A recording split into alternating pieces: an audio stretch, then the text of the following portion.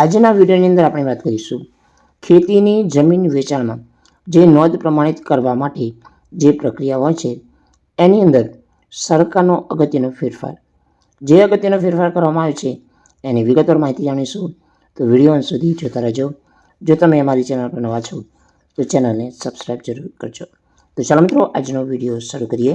તો મિત્રો, વિડીયોની અંદર આપણે વાત કરીશું તો ખેતીની જમીન વેચાણ કિસ્સામાં ઓનલાઈન પ્રક્રિયા ભાગરૂપે ખેડૂત ખરાઈના પ્રમાણપત્રો મેળવવાની સમગ્ર પ્રક્રિયા રાજ્યમાં ઓનલાઈન કરવામાં આવી છે. તો આવી વિવિધ પરવાનગીઓ મેળવવા માટે તમારે IORA પોર્ટલ ઉપર જઈ ઓનલાઈન પદ્ધતિ નક્કી કરાઈ છે. તો મિત્રો, આપણે જાણીએ કે ખેતીની જમીન વેચાણ કિસ્સામાં હકપત્રમાં વેચાણ નોંધ દાખલ કરતી વખતે વેચાણ લેનાર ખેડૂત ખાતેદાર પાસેથી ખેડૂત ખરાઈ પ્રમાણપત્રો આગ્રહ રાખવામાં આવે છે. તો ખેતીની જમીન વેચાણ નોંધ પ્રમાણિત કરવા અંગે નિર્ણય કરતી વખતે ખેડૂત ખરાઈ ચકાસણી 6/4/1995 અગાઉ રેકોર્ડ ધ્યાને લેવી રહેશે નહીં. તો ખેતીની જે જમીન હકપત્રકમાં વેચાણ દાખલ કરતી વખતે ખેડૂત ખાતેદાર હોવા બાબતેનું સોગંદનામું રજૂ કરવાનું રહેશે.